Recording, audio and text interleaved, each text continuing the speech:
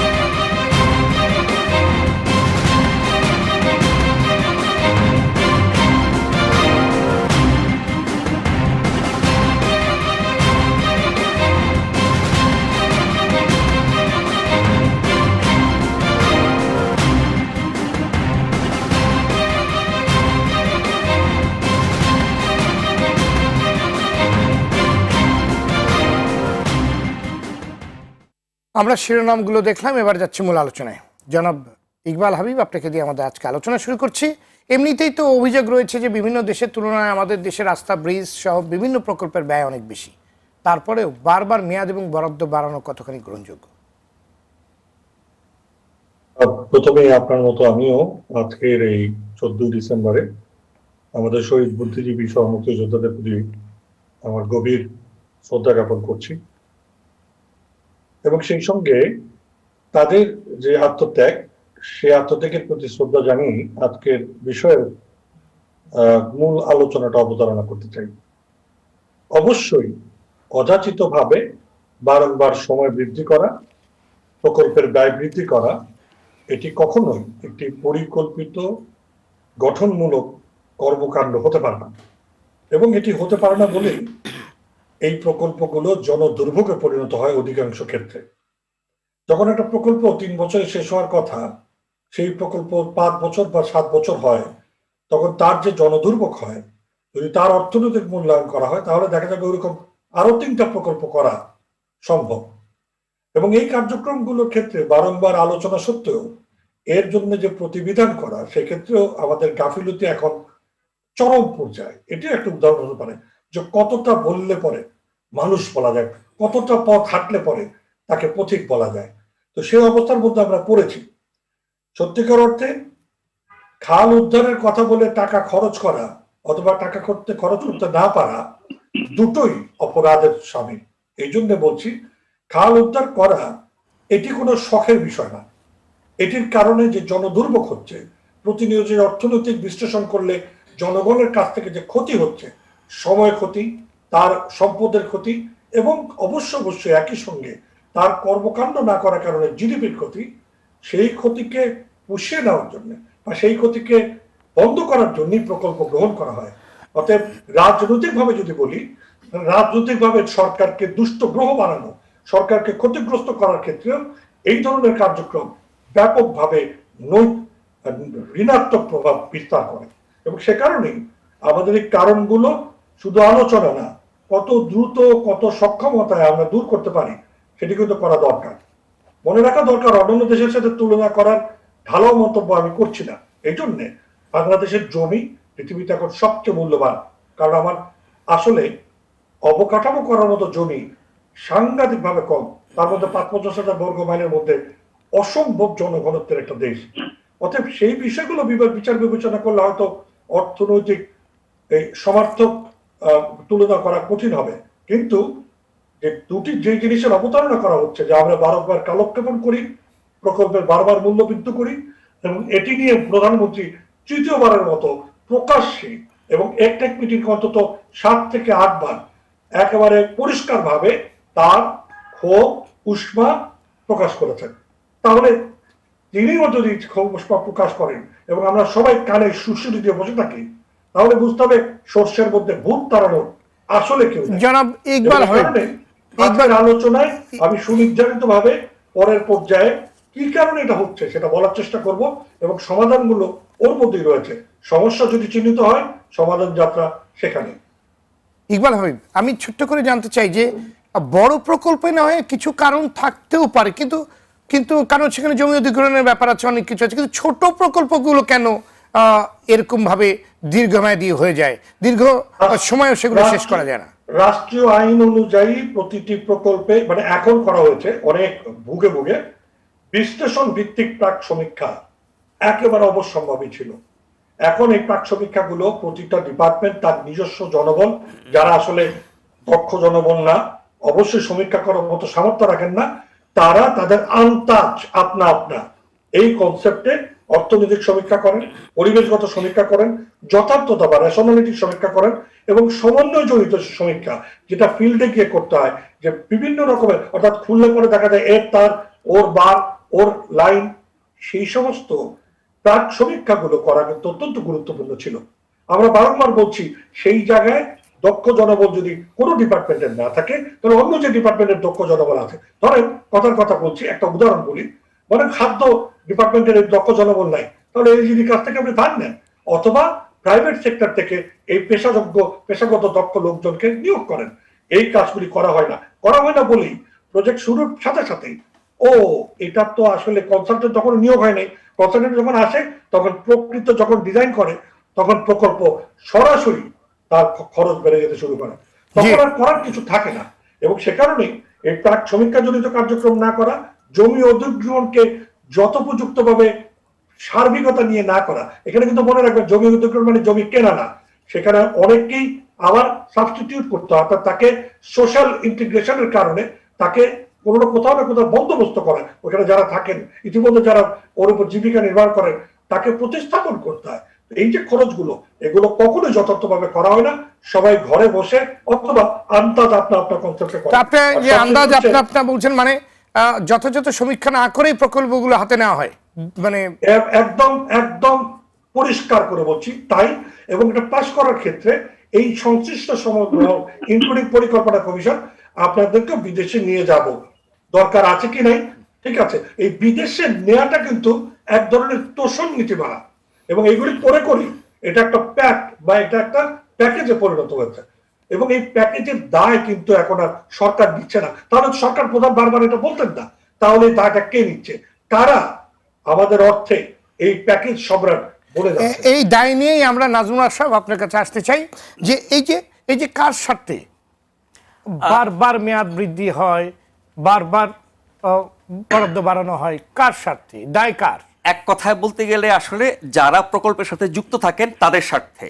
কারণ একটি প্রকল্পের সার্থকতা ব্যর্থতা, সময় মতো শেষ করতে না পারা, খরচ বাড়িয়ে ফেলা, সবকিছুর জন্য কিন্তু প্রকল্প পরিচালক সহ প্রকল্পের সাথে যুক্ত যারা তারাই দেয়।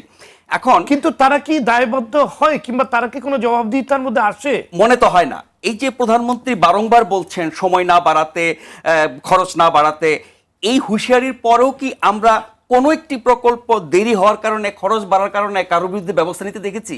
আমরা দেখি নাই। যেহেতু ব্যবস্থা নেওয়া হয় না, ফলে এই চর্চাটা চলে আসছে।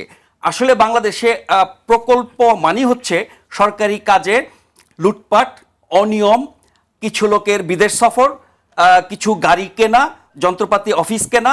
সোজা কথা, একটা প্রকল্প মানি একটা উৎসব মুখর ব্যাপার হয়ে দাঁড়ায় যে কোনো মন্ত্রণালয় বা বিভাগের বা সরকারের যে কোনো কর্তৃপক্ষের। এবং সেই প্রকল্প নেয়ার আগে কখন কি প্রকল্প নেওয়া হবে, কতটা প্রয়োজনীয়, অগ্রাধিকার ভিত্তিতে নেওয়া হচ্ছে কিনা, এগুলো কোনো বালাই নাই। আমাদের আমলাতন্ত্র হচ্ছে এরকম, তারা কোনো একটি প্রয়োজনীয়তা তৈরি করে তার নামে একটি প্রকল্প আপনার ফাইল তৈরি করে সেটাকে প্রথমে মন্ত্রণালয়, তারপরে মন্ত্রিসভা, ক্যাবিনেটে নিয়ে এটাকে কোনো রকমে পাশ করায়। আমরা এই যে খিচুড়ি প্রকল্প আপনি শুরুতে বলছিলেন, তারপরে হচ্ছে আপনার ঘাস কাটা প্রকল্প, এরকম অহেতুক মানে অপ্রয়োজনীয় প্রকল্পের কথা আমরা জানি, যার পেছনে অনেক টাকা খরচ হয়। ফলে বিদেশ সফর, গাড়ি কেনা, নতুন অফিস করা এবং অনেক টাকার ব্যাপার থাকে এখানে, দুর্নীতি, অনিয়ম, লুটপাট করার সুযোগ থাকে। এবং যারা প্রকল্পের সাথে যুক্ত তারা কতটা দক্ষ, কতটা অভিজ্ঞ, তার প্রমাণ হচ্ছে যে কোনো প্রকল্পই তারা সময় মতো শেষ করতে পারে না। সময় বাড়ছে, খরচ বাড়ছে, তার কুফল কি সেটি আপনি শুরুতে বলছেন, হাবিব ভাই বলছিলেন। কিন্তু এই যে রাষ্ট্রীয় সম্পদের অপচয় করছে, মানুষের দুর্ভোগ বাড়াচ্ছে, জনগণের অর্থে আপনার অপচয় করছে, তার জন্য প্রকল্প সংশ্লিষ্ট কারো বিরুদ্ধে কি আমরা কখনো কোনো ব্যবস্থা নিতে দেখেছি? দেখি নাই। আপনি যদি বাংলাদেশের 49 বছর শেষ করে আমরা 50 বছরে পৌঁছাবো, এই 49 বছরে বাংলাদেশের ছোট বড় যত প্রকল্প আছে আপনি যদি হিসাব করেন, বেশিরভাগ প্রকল্পের ক্ষেত্রেই এই কথা প্রযোজ্য, যেখানে দুর্নীতি হচ্ছে, অন্যায় হচ্ছে, সময় বেড়েছে, খরচ বেড়েছে, দুর্ভোগ বেড়েছে, মানসম্মত হয়নি, অপ্রয়োজনীয় ছিল, সময় মতো হয় নাই। এখন দরকার হচ্ছে আমাদের এমন একটা প্রকল্প নেয়া, বাংলাদেশের 50 বছরের সব প্রকল্পগুলো বিশ্লেষণ করে তারা দেখবে যে কোনটা সঠিক ছিল, কোনটা ব্যাঠিক ছিল, কেন সময় মতো শেষ করা যায় না, কেন খরচ বাড়ে, কার দোষে, তাদের পরিকল্পনাটা কেমন ছিল, প্রাক সমীক্ষা হয়েছিল কিনা। সেই অভিজ্ঞতার আলোকে যদি কিছু নির্দেশনা দেওয়া হয়, তাতে করে ভবিষ্যৎ প্রকল্পগুলো হয়তো একটু ভালোভাবে বাস্তবায়ন হবে এবং তার সুফল মানুষ পাবে। তা না হলে কিন্তু প্রধানমন্ত্রীর এই হুঁশিয়ারির মধ্যে যদি আমরা আটকে থাকি, যদি ব্যবস্থা না নেওয়া হয়, ছোট বড় বাদ দেন, অন্তত নমুনা হিসেবে 2-4টা প্রকল্পের ব্যর্থতার জন্য প্রকল্প সংশ্লিষ্ট ব্যক্তিদের বিরুদ্ধে যদি ব্যবস্থা নেওয়া হয়, তাহলে বাকি প্রকল্প সাথে যুক্ত ব্যক্তিরা কিন্তু একটু হলেও সাবধান হবে। প্রধানমন্ত্রীর এই হুমকিতে আমরা আশ্বস্ত হচ্ছি, কিন্তু আমরা চাই তিনি কঠিন কঠোর ব্যবস্থা নেওয়া হোক, কিছু উদাহরণ তৈরি করুক, যাতে করে প্রকল্পের নামে যে লুটপাট, দুর্নীতি, অনিয়ম, বিদেশ সফর, গাড়ি কেনা, এটা সেটা যা কিছু, এগুলো যাতে না হয় সেই জন্য ব্যবস্থা নেওয়া দরকার। এবং প্রকল্পের জন্য আমাদের একটা নীতিমালা করা দরকার, ওই যে 50 বছরের প্রকল্পের অভিজ্ঞতার আলোকে, তাতে করে ভবিষ্যৎ প্রকল্পগুলো হয়তো জনস্বার্থে হবে, অপচয় হবে না এবং নিশ্চয়ই সেটা সুফল দেশ পাবে। জি, ধন্যবাদ জনাব শহীদুল হাসান। যখন একটি প্রকল্প গ্রহণ করা হয় তখন কত টাকা ব্যয় হবে, বাস্তবায়নে কতদিন লাগবে, জনভোগান্তি যাতে না হয় সেজন্য কি ব্যবস্থা গ্রহণ করতে হবে তার বিস্তারিত থাকে, কিন্তু অনুসরণের রীতি নেই বললেই চলে। এর কারণ কি? দুর্বলতাটা আসলে কার? গলদটা কোথায়? খরচটা হচ্ছে আসলে পরিকল্পনার অভাব। কারণ একটা প্রকল্প নেওয়ার আগে যেভাবে পরিকল্পনা করা দরকার, যেভাবে জিনিসটা মূল্যায়ন করা দরকার, যেভাবে এটা মানে কি বলে একটা অ্যাডভান্স অ্যাকশন নেওয়া দরকার, এই সবগুলোই সমন্বিতভাবে করা ঠিকমতো হয় না। জি, শহীদুল হাসান, যেহেতু আপনার জনগণের টাকায় প্রকল্পগুলো করা হয়, করের টাকায়, এবং অনেকগুলো অর্থের যোগ রয়েছে, এখানে অনেক বড় অর্থের প্রকল্প, সেখানে কেন তাড়াহুড়া করে কার স্বার্থে হুড়োহুড়ি করে কাজগুলো শুরু করা হয় একদম প্রাক সমীক্ষাটা না করে? প্রাক সমীক্ষা একটা কাগজে কলমে করা হয়, কিন্তু সেটা আসলে বাস্তবসম্মতভাবে সঠিকভাবে করা হয় না, কেন? এটা হলো বাস্তবতা। তাহলে কি বলতে হবে যে এটা সঠিকভাবে ইচ্ছা করে করা হয় না? এটা ইচ্ছা করে ঠিক বলবো না, এটা মানে কি করা হয় না যে প্রকল্পটা নেওয়া কিংবা পাশ করানোর জন্যই তাড়াহুড়া করে কোনোভাবে করা হয়? না, কাজটা করা হয় এখানে দুটো জিনিস আছে, এখানে দুটো জিনিস আছে। উপযুক্ত যে কর্মকর্তা উপযুক্ত কাজের জন্য সবসময় দেওয়া হয় না, পদায়ন করা হয় না, আবার সবসময় আপনার উপযুক্ত কর্মকর্তা পাওয়া যায় না। পাশাপাশি হচ্ছে কি যে একটা প্রজেক্ট তৈরি করার জন্য একটা শুরুতে ডিটেইল ওয়ার্ক ধরে নেওয়া হয় যে আমরা মাঝপথে কাজ করার ফাঁকে করে নিব, কিন্তু অ্যাডভান্স অ্যাকশন যেটা করার সেই কাজগুলো যদি না করা হয় ত্রুটি থেকে যাবে, এবং এই ত্রুটিটা থাকে এবং সকলেই জানে। জেনে একটা বাজেট সাইকেলের ভিতরে তাড়াহুড়ো করে প্রজেক্টটাকে ফেলে দেওয়া হয় এই কারণেই যে ট্রেন ধরতে চায়। না, আমরা তো দেখি যে পরামর্শক নিয়োগের জন্য শত শত কোটি টাকা দেওয়া হয়।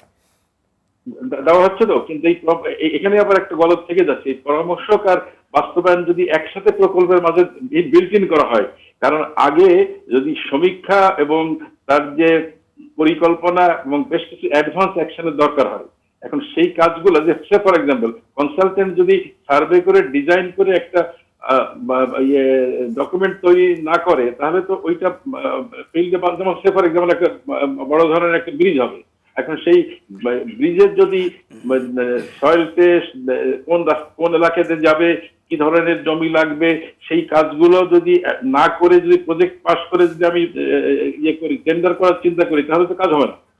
এখন এই কাজগুলো সঠিকভাবে কিন্তু হচ্ছে না, এবং একটা বাজেট সাইকেল ক্যাচ করার জন্য তাড়াহুড়ো করে এটা করা হচ্ছে, এবং অবাস্তব টাইম শিডিউলও দেওয়া হচ্ছে ক্ষেত্র বিশেষে, যেটা বাস্তবসম্মত নয়। কারণ একটা 5 বছর মেয়াদে একটা প্রজেক্ট নেওয়া হলো, দেখা গেল সেই প্রজেক্টের শুরু যেখানে দেখানো হচ্ছে, যখন অনুমোদন হলো, দেখা গেল তার ভিতরে হয়তো 1.5 বছর 2 বছর পারই হয়ে গেছে অনুমোদন প্রক্রিয়ার মাঝে। আবার এর মাঝে যে অ্যাডভান্স অ্যাকশন গুলো নেওয়ার কথা, যেমন কনসালটেন্ট নিয়োগ, তারপরে সেই কনসালটেন্ট কাজ করে সেটা নকশা তৈরি করে দিবে, এরপরে বাস্তবায়ন করবে, এই সমস্ত কাজে কিছু আমলাতান্ত্রিক জটিলতাও সময় ক্ষেপণ করে। আবার পাশাপাশি কিছু পরিকল্পনার অভাব থাকে, যে পরিকল্পিতভাবে একটা কাজ যদি আমি না করি, তাহলে এই ধরনের সংশোধন লাগবে। আর কিছু যেগুলো সাইড ফ্যাক্টর আছে, সেগুলো যেমন এই যে বিদেশ গমন, এটাকে আমি খুব বড়ভাবে দেখি না, কারণ এটা টোটাল প্রজেক্টের ভিতরে খুব বেশি অংশ না, এটা অফিসারদের একটু ইনসেন্টিভ দেওয়ার জন্য বোধহয় সরকার এটা একটু লিনিয়েন্টলি দেখে। কিন্তু যে ডিলেটা হচ্ছে, সেই ডিলেটা হচ্ছে মেইনলি অ্যাডভান্স যে সমস্ত অ্যাকশন গুলো নেওয়ার দরকার, শুধু প্রি ফিজিবিলিটি নয়, এবং কাজটা কিভাবে বাস্তবায়ন করতে, কোন কাজের পরে কোন কাজটা আসবে, সেই যে আমরা যে স্টেজ বাই স্টেজ ওয়ার্কের যে অ্যাকশন গুলো, সেইখানে একটা বড় ধরনের ঘাটতি থেকে যায়। কোনোটা থাকে হলো যে ইচ্ছাকৃত থাকে, কোনোটা থাকে যে সদিচ্ছার অভাব নাই, কিন্তু তাদের হয়তো সেই যোগ্যতা থাকে না, আবার যোগ্য লোক যোগ্য জায়গায় সবসময় বসানো হয় না। এখানে একটা তদবির ফ্যাক্টর থাকে, বসানোর যে বড় প্রকল্প পেলে সেখানে আবার পোস্টিং করার জন্য তদবির থাকে, অনেকগুলো ফ্যাক্টর এসে কাজ করে।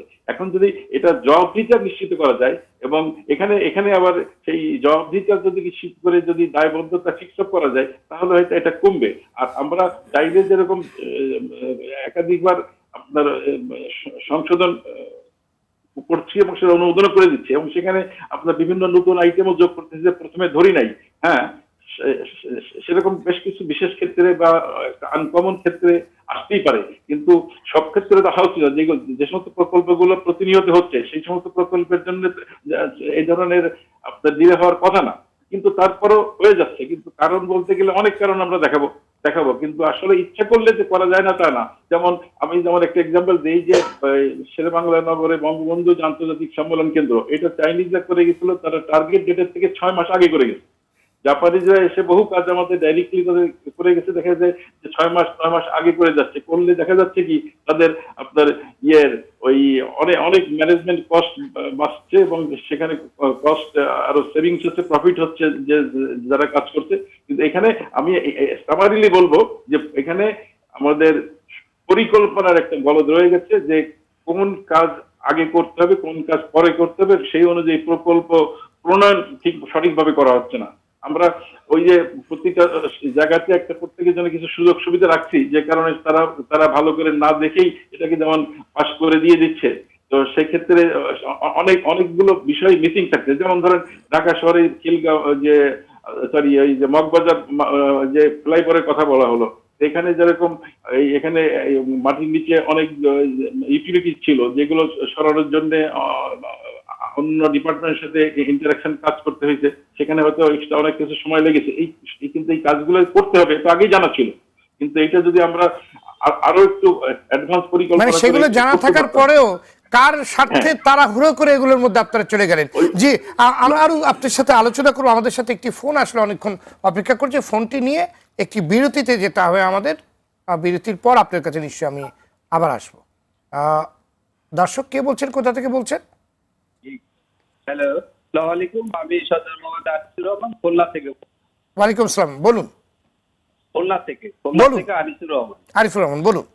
জি, আমার প্রশ্নটা হলো যে এই যে বিজ্ঞ আলোচকবৃন্দ আছেন, তো আমরা যে কোনো বিষয় নিয়ে আলোচনা হলে করে আমাদের যে সমস্যাগুলো নিয়ে আলোচনা, তো দেখা যায় প্রকল্পের আজকে বলা হচ্ছে, তো প্রকল্পে দেখা যায় শুধু বড় বড় প্রকল্পই না, গ্রাম জনপদেও আমরা দেখি ছোট ছোট ব্রিজ, কালভার্ট বা বাজারে বা কোনো একটা ভবন বিল্ডিং করতে গেলে সেটা 6 মাস, 7 মাস বা 1 বছরও করা সম্ভব, সেটা দেখা যাবে বছরের পর বছর হাফডাউন অবস্থায় পড়ে রয়েছে। এক জায়গায় রাস্তা হয়নি, দেখা যাচ্ছে ব্রিজ একটা, কালভার্ট একটা হাফডাউন অবস্থায় রয়ে গেছে, অথচ রাস্তার দুই পাশে কোনো সংযোগ নেই, কিছুই নেই। এই যে প্রকল্পগুলো হয়, প্রকল্প পরিচালক বা যারা প্রকল্পের অনুমোদন দেয় তারা কি আসলেই বাস্তবতা এটা একদম যাচাই করেন না? আর কি কারণেই বা এত লেন্দি হয়ে যায়? আমাদের যারা এটা অনুমোদন দেন তারা কি ইচ্ছা করলে এটা কি খুব সহজেই কন্ট্রোল করতে পারেন না? আমরা সবাই দেখি। জি, আপনার দর্শক আপনার প্রশ্নটি আমরা বুঝতে পেরেছি। জনাব শহীদুল হাসান, এই যে প্রশ্ন, মানে এই ব্রিজ তৈরি করা হয়েছে কিংবা কালভার্ট একদম নদীর মাঝখানে কিংবা খালের কোনো একটা জায়গায় করা হয়েছে, দুপাশে কোনো সংযোগ সড়কই নেই, তো এই প্রকল্পের দায়িত্বে কে ছিলেন? তাকে খুঁজে বের করা কিংবা তাকে জবাবদিহিতার মধ্যে আনা কি খুবই কঠিন? আমরা একটি বিরতির পর এই উত্তরটি আপনার কাছে শোনার চেষ্টা করব। দর্শক, বেঙ্গল সিমেন্ট কেমন মানুষ চায় অনুষ্ঠানে নিচ্ছে ছোট্ট একটি বিরতি, ফিরে আসছে অল্প সময়ের মধ্যেই, সাথেই থাকুন।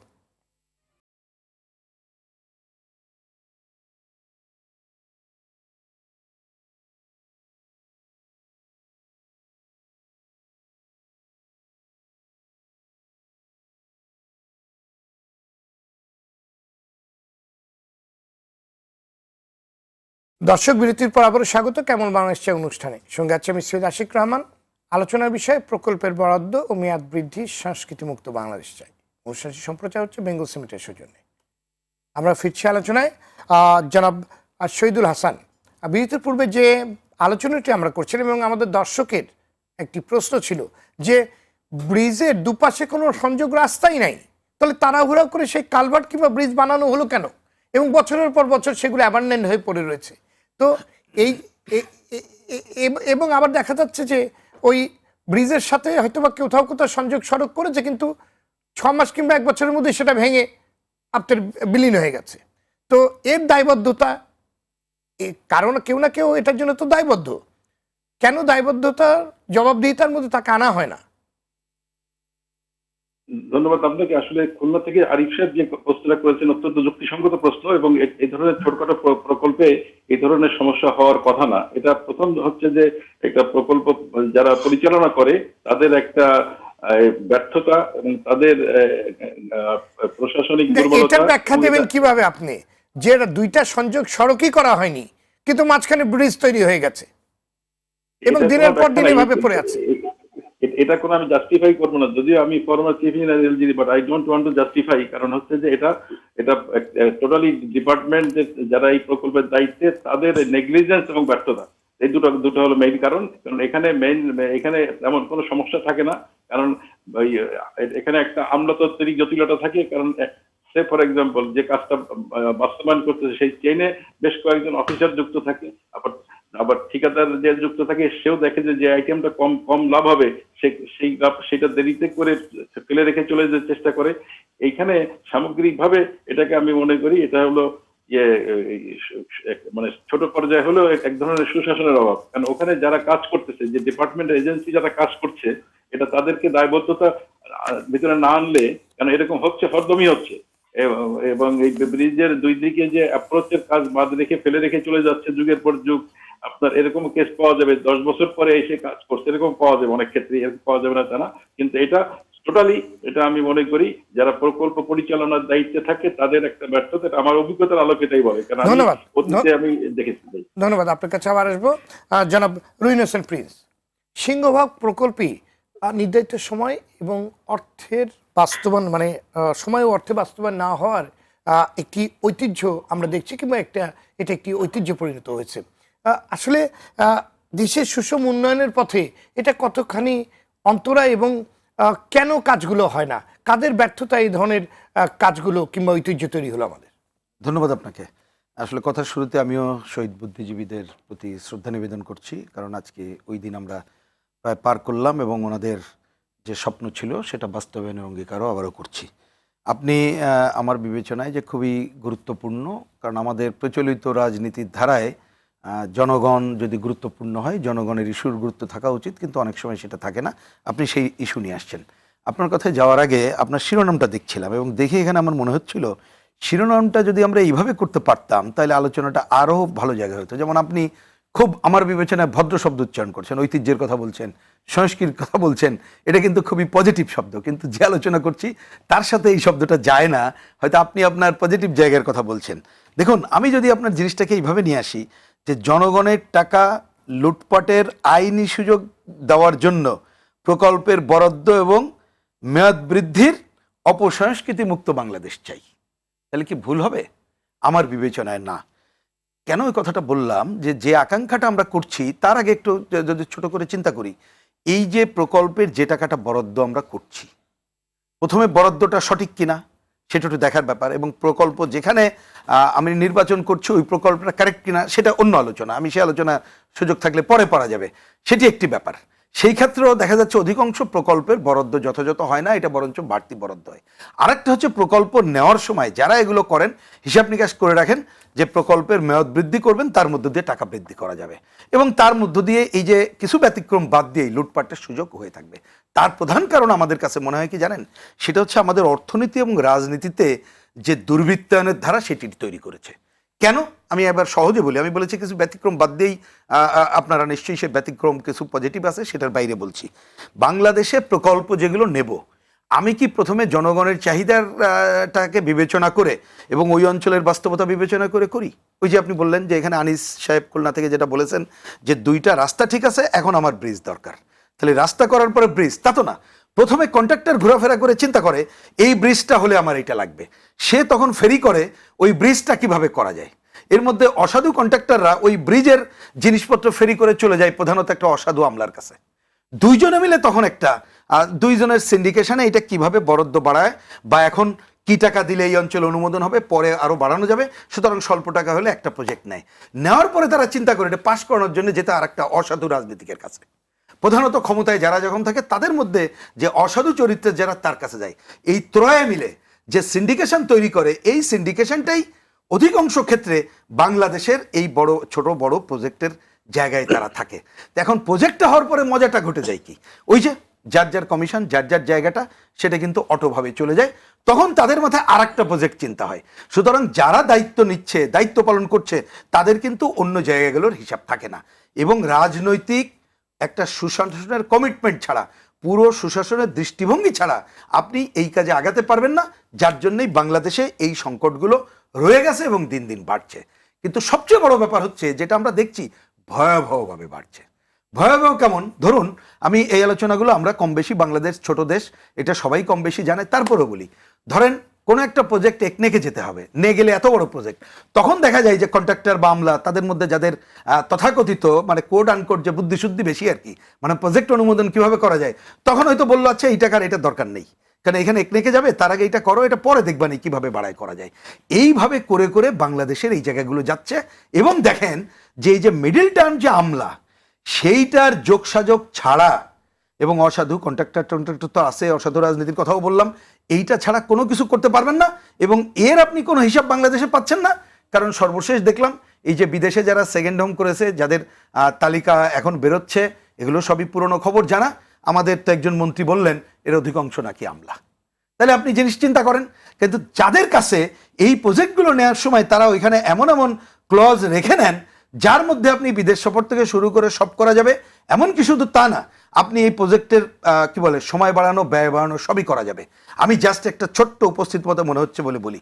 দেখুন, এই যে আপনিও আপনার আলোচনায় বলেছেন, বাংলাদেশে সম্প্রতিকালে আমরা দেখলাম যে মিডিয়ার কল্যাণে অনেক খবর চলে আসছে, তার মধ্যে বিদেশ সফর একটা গুরুত্বপূর্ণ। সর্বশেষ দেখলাম যে গরুরকে ঘাস খাওয়ায় কিভাবে খাওয়ানো যাবে এইটা শেখার জন্য নাকি বিদেশে যাওয়ার কথা বলছে।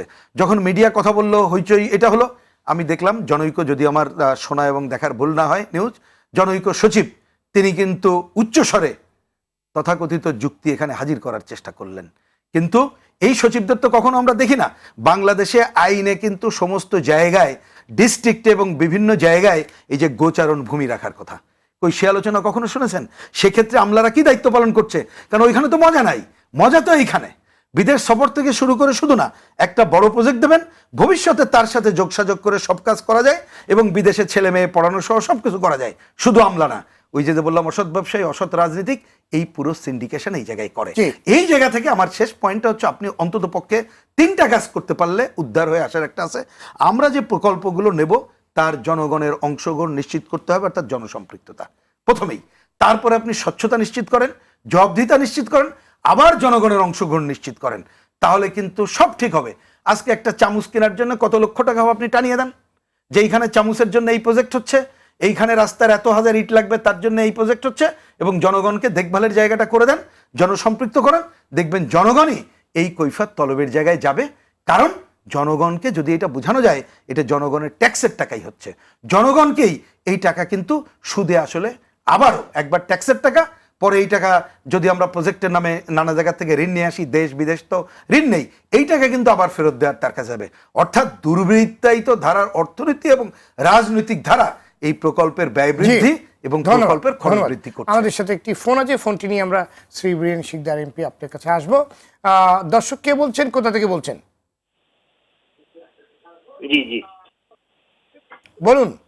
জি হ্যালো, জি শুনতে পাচ্ছি। জি আসসালামু আলাইকুম। ওয়ালাইকুম আসসালাম। জি আমি আপনাদের অনুষ্ঠান শুনতেছি, খুব সুন্দর অনুষ্ঠান। কেমন বাংলাদেশ চাই। জি আমি বলতে চেয়েছিলাম যে আপনারা যে অনুষ্ঠানটা করছেন এটা খুব ভালো অনুষ্ঠান। আমার কথা বেশ কিছু অংশ কথা আমি জনাব রহিম সাহেব উনি বলছে, তারপর আমি মূল কথা বলতে চাই যে আপনার নাম কি বলুন, আপনি কোথা থেকে ফোন করছেন? কিছুদিন আগে আমরা আপনার নাম কি বলুন? এই গোমতী সেতু, দাউদকান্দিতে গোমতী সেতু, যে আমার নাম কাজী তাজউদ্দিন সাগর, চামুলি থেকে। জি বলুন বলুন। এই যে আমার কথা হলো যে পদ্মা এই যে আপনাকে দাউদকান্দি গোমতী সেতু, মেঘনা গোমতী সেতু যে কিছুদিন আগে প্রকল্প জাপানিরা করলো, তো ওই প্রকল্প যথাসময়ে জাপানিরা শেষ করছে এবং অনেক টাকা ফেরত দিচ্ছে সব বাংলাদেশ সরকারকে। তো এটা কি আমাদের দেশের যে ঠিকাদাররা আছে যারা কাজ পায় তারা কি এগুলা দেখে না যে যথাসময়ে কাজ করা সম্ভব? জি ধন্যবাদ, ধন্যবাদ আপনার সুন্দর একটি প্রশ্ন দেওয়ার জন্য জনাব শ্রী বীরেন শিকদার এমপি।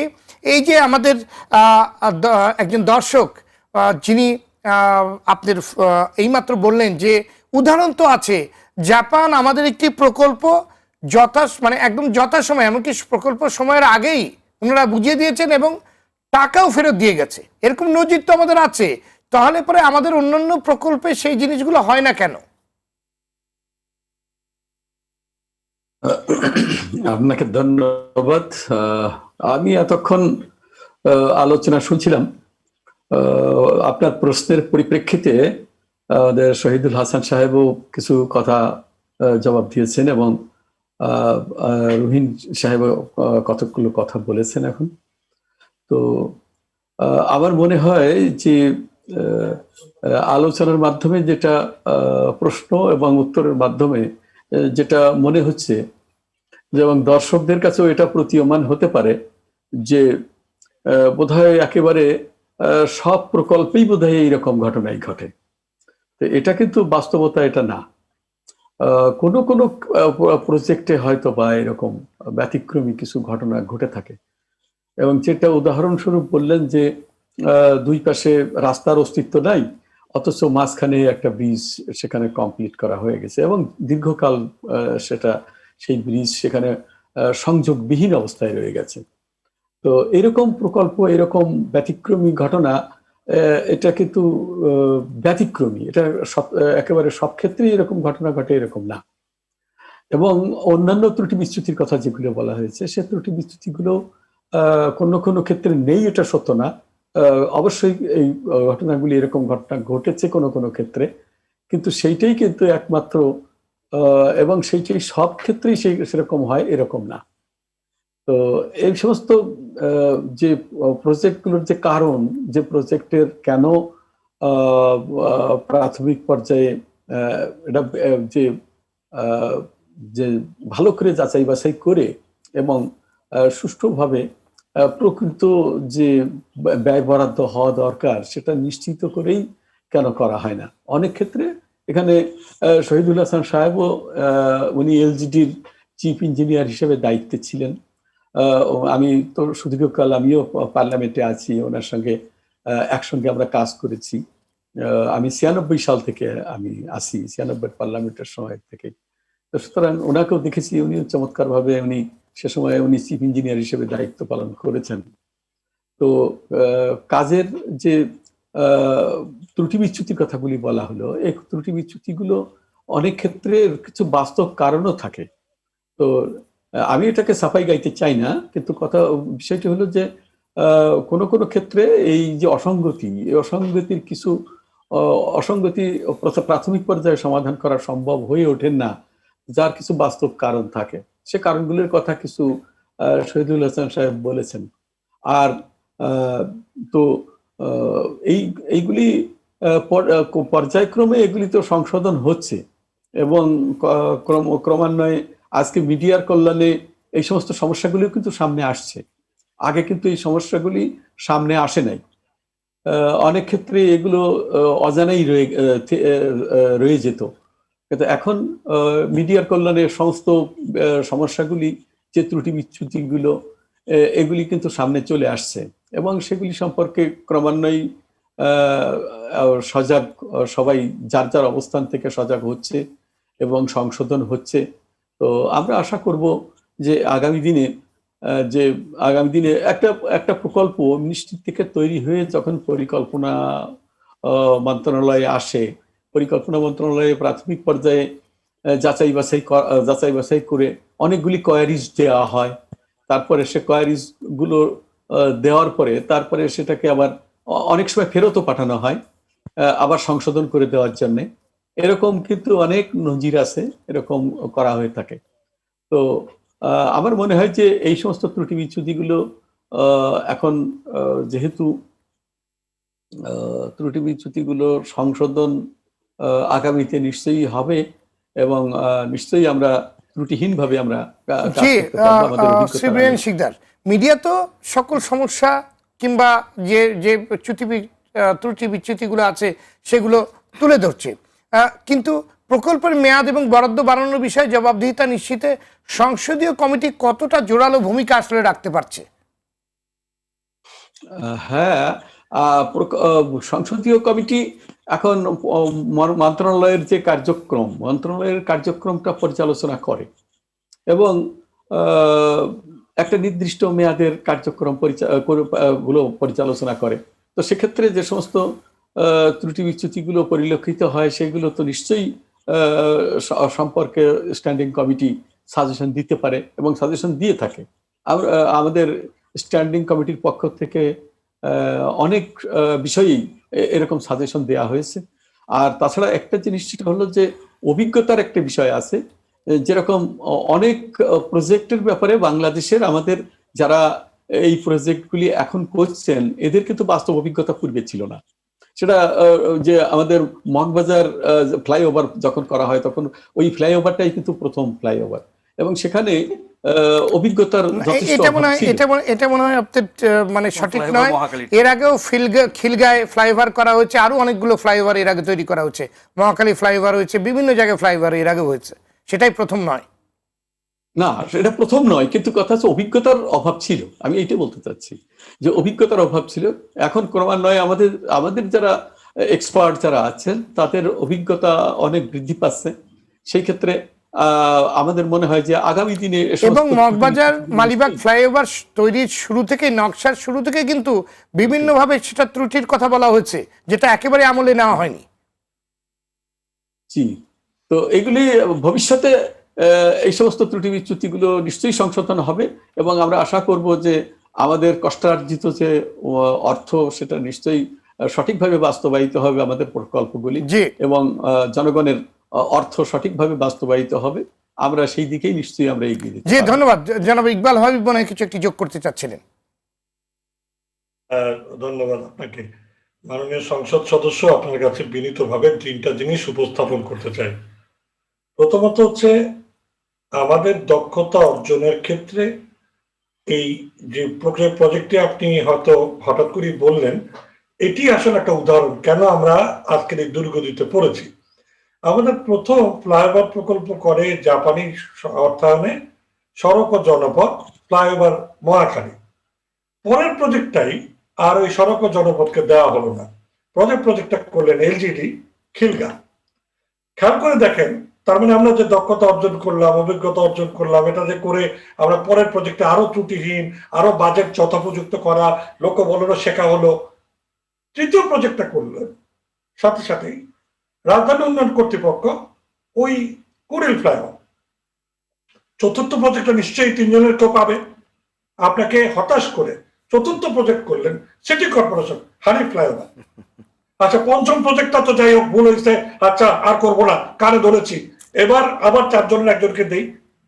পঞ্চমটা করতে দিল সেনাবাহিনীকে, বনানী ফ্লাইওভার, এবং তারপরের ফ্লাইওভারটা দিল আবার এলজিডি কে। ফলে হয় কি, আমরা আসলে দক্ষতা অর্জন করতে চাই না, আর আমরা এই যেতে চাই না। ফলে পঞ্চমবার যখন আবার এলজিডি আসলো, তখন তারা ওই একই ধরনের ভুলে ভরা, একই ধরনের প্রাক সমীক্ষায় ত্রুটি করা কার্যক্রমগুলি করেছেন। আর এখন আরেকটি দ্বিতীয় পয়েন্ট আপনাকে বলছি, মাননীয় সংসদ সদস্য বিবেচনা করবেন, একটা প্রকল্প শেষ হওয়ার আগে প্রকল্পটা যিনি বন্দোবস্ত করবেন, ম্যানেজমেন্ট করবেন, পরিচালন করবেন, তাকে একটা বাজেট দেন, এবং পৃথিবীর অন্যান্য দেশে 17% বাজেট রাখে আপনার প্রকল্পের খরচের 17% প্রতি বছর। অর্থাৎ বাজেট আপনাকে দিতে হবে যে এটা রক্ষণাবেক্ষণ করবেন। এটা করলেন, ফ্লাইওভার প্রজেক্ট করলেন এলজিডি, এটা রক্ষণাবেক্ষণের দায়িত্ব দিল সিটি কর্পোরেশন। তিনি বলেন আমাকে তো কোনো বাজেটই দেন নাই, আমি ঘাড়ের উপর ফাটকে ফেলে দিলে তো আমি এই অতিথিকে রাখতে পারবো না। তারা 97 কোটি টাকার একটা প্রজেক্ট দাঁড়া করালেন, যে ইলেকট্রিসিটির তার চুরি হয়ে গেছে, ওটার উপর পানি পরে পাইপ লাগায় নাই, এবং আমার রক্ষণাবেক্ষণের লোকবল নাই, গাড়ি নেই। আমি অবাক হই, একটা প্রকল্প কি ফাজলামো করে তৈরি করা হয়? এত অভিজ্ঞতার আমরা তাহলে শিখলাম কোথায়? আসলে যে শিখতে চায় না তাকে কেউ শেখাতে পারে না, যে জেগে জেগে ঘুমায় তাকে কেউ জাগাতে পারে না। আমি আপনার এই কারণেই, আপনি বোধহয় 5 বার বলেছেন মাননীয় সংসদ সদস্য, যে নিশ্চয়ই আমরা সামনের দিনে ভুল ত্রুটি মুক্ত হয়ে আমরা সঠিক জায়গায় যাব। আমি বিনীতভাবে আপনার কাছে তৃতীয় প্রস্তাব করছি, ভুল ত্রুটি মুক্ত হবে যখনই তাকে মুক্ত করার চেষ্টায় কেউ না কেউ যুদ্ধ করবে, কেউ না কেউ প্রতিবাদ করবে, কেউ না কেউ নেমে কোনো না কোনো সংসদ সদস্য বলবেন আইনটাকে বদলে দেব। এই জায়গায় আমরা কেউ বিড়ালের গলায় ঘন্টা বাজতে দেখছি না। আমি বিনীতভাবে এই জন্য বললাম, আমরা বলছি প্রাক সমীক্ষা হয়, কিন্তু সেটা করার জন্য যোগ্য লোক, এখানে আমি বললাম উদাহরণ দিয়ে, যদি আপনার মন্ত্রণালয়ে যোগ্য লোক না থাকে, আপনি এই জাস্ট আমার মনে হচ্ছে মনে করে না করে আপনি এলজিডি কে দেন, যাদের ইঞ্জিনিয়ারিং ডিভিশন আছে গণপূর্তকে দেন, অথবা আপনার বিশাল পরামর্শক পেশাজীবী সংগঠন আছে, পেশাজীবী লোকজন আছে, তাদেরকে দেন। কিন্তু প্রথমেই যদি আপনি প্রাক সমীক্ষাটা বিশ্লেষণ ভিত্তিক না করে, বিশ্লেষণ শব্দটা বলছে এই জন্য আপনাকে অপশন দিতে হবে যে এটা কি আদৌ যথার্থ। আপনি যদি জনগণকে না জিজ্ঞেস করেন যথার্থ কিনা, আপনি মনে করেন যথার্থ, একটা সমীক্ষা করে দেখেন না জনগণ আদৌ এই ফ্লাইওভারটা চেয়েছিল কিনা মগবাজারে। যারা মগবাজারের এলাকার বাসিন্দা তারা হাত জোর করে বছরকে বছর কেঁদেছে যে আমার নিজের সড়কটা ধ্বংস করে আপনি আমার আরেকটা সড়ক করলেন, আমার আর 5 বছর ধরে আমার সন্তান, আমার অফিস, আমার সমস্ত, আমার অসুস্থতা সমস্ত জলাঞ্জলি দিলেন। এই প্রশ্ন তো আমি চাইনি। এখন চেয়েছে কিনা সেটা যথার্থতা করা, পরিবেশগত যথার্থতা করা, সামাজিক যথার্থতা, অর্থাৎ এখানে যদি কেউ রিপ্লেস হয়, আর অর্থনৈতিক। আচ্ছা, এটা কি একটাই পথ, একটাই পদ্ধতি? 10টা, আমি আর্কিটেক্ট হিসেবে বলছি, যে কোনো কাজের 3 থেকে 5টা পদ্ধতি হতে পারে, সমীক্ষা করে দেখেন না। এবং তখন যখন বিশ্লেষণ ভিত্তিক সমীক্ষা হবে, তখন ওই বাজেট 1 ইঞ্চি বাড়লে অবশ্যই কঠিন রেশনালিটি দেখাতে হবে। ইকবাল হাবিব, এবং ওই তখন আর আপনি দেখবেন বাজেটও বাড়বে না। জনাব ইকবাল হাবিব, বিভিন্ন সড়কে এমনকি ফ্লাইওভারেও বড় বড় খানাখন্দ হয়ে থাকে, অহরহ দুর্ঘটনা ঘটছে, মানুষ মারাও যাচ্ছে। আমরা গত সপ্তাহেই একটি দুর্ঘটনা দেখলাম, গর্তে পড়ে ছিটকে পড়েছে এবং গাড়ি চাপায় মারা গেছে, কিন্তু এর জন্য কাউকেই দায়ী করা হচ্ছে না, কাউকেই জবাবদিহি করা হচ্ছে না। আমি এটা একটা কতটুকু প্রকল্পের গ্রহণযোগ্য? উদাহরণ দিয়ে বলি, এই যে আমাদের এই মেট্রো রেলের প্রজেক্ট অথবা এই যে ড্রেনেজ প্রজেক্ট, প্রত্যেকটা প্রজেক্টের সরকার প্রকল্প চলাকালীন সময় জনদুর্ভোগ নিরসনে বিকল্প ব্যবস্থা সহ সামগ্রিক ব্যবস্থা করার জন্য অর্থ বরাদ্দ করে। কিন্তু এই অর্থ অনুযায়ী জনগণের দুর্ভোগ মোকাবেলা হলো কিনা, সেটার বিকল্প ব্যবস্থা করেছে কিনা, বৃষ্টি হলে পানি সরলো কিনা, সেটা দেখার কেউ নাই। তাহলে টাকাটা বরাদ্দ হচ্ছে জনগণের করের টাকা, 10 টাকা দিয়ে পাউরুটি খায় যে রিক্সাওয়ালা, তার করের টাকা, ভ্যাটের টাকা, এবং সেই টাকায় এই তত্ত্বাবধান না করার জন্য। এবং যে কথা শুরুতেই আলোচকরা বলছেন জবাবদিহিতা এটা এমন একটা শব্দ পরিণত হয়েছে যে এটা একটা ভালো, যে কোনো সময় জবাবদিহিতা নাই, করবেটাকে? জবাবদিহিতা করার জন্য আমরা কি কাউকে বেতন দিচ্ছি না? আইএমইডি বলে একটা সংস্থা আছে পরিকল্পনা কমিশনের ভেতরে, আমরা অনেকবার বলেছি আইএমইডি কে দক্ষ করেন 2 ভাবে। প্রযুক্তি নির্ভরতা, আজকাল কিন্তু মানুষের গিয়ে তদারকি করতে হয় না, প্রযুক্তি এমন ভাবে প্রতিদিন আপনি মোবাইলে চেয়ে চেয়ে দেখতে পাবেন কতদূর অগ্রসর হইলো, বালু নিয়েছে কিনা, বালুটা ঢেকে রেখেছে কিনা, কাজ কয়জন করছে, আদৌ করছে কিনা, তারা হেলমেট পরেছে কিনা। প্রযুক্তি নির্ভরতার সমস্ত তত্ত্বাবধান করা যায়। সময় নির্ভরতা, প্রযুক্তিগত ভাবে আপনি একদিন বের করেছেন, সাথে সাথে টট করে আওয়াজ দেবে যে ওইখানে উনি একদিন দেরি করেছে।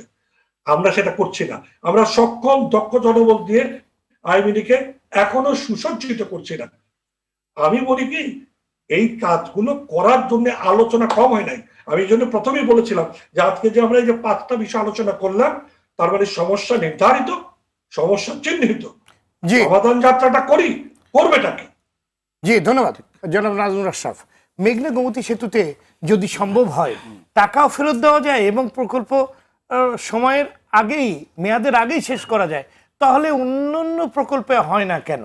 এবং আমরা তো আরেকটি উদাহরণ দেখি না, এই মেঘনা গোমতী সেতু ছাড়া আমার মনে হয় না খুঁজে পাওয়া যাবে কোনো প্রকল্প যে প্রকল্পের কয়েক ধাপে প্রকল্পের মেয়াদ এবং অর্থের অপচয় হয়েছে। মাননীয় সংসদ সদস্য যে কথাগুলো বলছিলেন আমাদের আলোচনার প্রেক্ষিতে, আমি ফিরে গিয়েছিলাম জাতীয় সংসদে প্রশ্নোত্তর পর্বে বিরোধী দলের সংসদ সদস্য, এমনকি সরকারি দলের সংসদ সদস্যরা অনেক রকমের প্রশ্ন করেন। তখন মন্ত্রী মহোদয় সব কিছু অস্বীকার এবং সব সমস্যাটাকে খুবই ক্ষীণ ছোট করে দেখানোর একটা চেষ্টা করে, এবং এটা তেমন কিছু না হতেই পারে। তো মাননীয় সংসদ সদস্যের বক্তব্যটা আমার তাই মনে হয়েছে। প্রকল্পের কি কি সমস্যা, যে আলোচনাটুকু আমরা এখানে করেছি, বাস্তবে তার চেয়ে 100,000 গুণ বেশি। যেটা আপনি বলছিলেন যে এই একই বাংলাদেশে, একই পরিবেশে, একই উপকরণ দিয়ে, একই সরকারের তত্ত্বাবধানে, সোজা কথা সব কিছু এক, শুধুমাত্র বাস্তবায়নকারী মানুষগুলো জাপানের হওয়ার কারণে নির্দিষ্ট সময়ের আগে শেষ হয়ে যায়, টাকা বেঁচে যায়, সে টাকা ফেরত দেয়। তো বাকি সব শর্ত তো একই থাকছে, আমরা করার সময় কেন হয় না?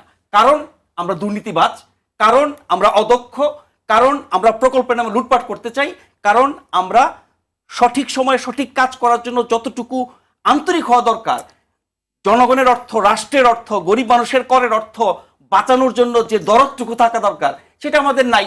সেই কারণে ইচ্ছামতো হয়। আর এই ইচ্ছামতো যে বছরের পর বছর হয়ে আসছে, তার কারণ হচ্ছে কারোই বিচার হয় না, কারোই শাস্তি হয় না। প্রধানমন্ত্রী যে এখন হুমকি দিচ্ছেন, আমরা আশা করছি এই হুমকির পরে তিনি শাস্তির ব্যবস্থা করবেন, বিচারের ব্যবস্থা করবেন, আইনের আওতায় আনবেন। কারণ একটি প্রকল্পে ছোট বড় হয়তো অর্থের দিক থেকে আপনি বলতে পারেন যে শত শত হাজার কোটি টাকা বা কোনটা শত শত লক্ষ কোটি টাকা, কিন্তু সব টাকাই জনগণের টাকা। সেই টাকার অপব্যবহার হচ্ছে, সময় বাড়ছে, অর্থ বাড়ছে, কাজ ঠিকমতো হচ্ছে না, অসমাপ্ত থেকে যাচ্ছে, অপ্রয়োজনীয় কাজ হচ্ছে, তার জন্য কোনো জবাব দিতে হবে না? যে প্রশ্নটি তুলছিলেন আপনার জাতীয় সংসদে জবাবদিহিতার বিষয়টা, আমরা জানি এবং মাননীয় সংসদ সদস্য বলেছেন প্রত্যেকটা মন্ত্রণালয় সম্পর্কিত স্থায়ী কমিটি আছে, ওই মন্ত্রণালয় যা কিছু করে তার যে কোনো কর্মকাণ্ড সম্পর্কে জবাবদিহি করার, ফাইল ডাকার, কর্মকর্তাদের ডাকার, ডেকে তাদেরকে গ্রিল করার সেই ক্ষমতা কিন্তু আমাদের জাতীয় সংসদের স্থায়ী কমিটিগুলোর আছে।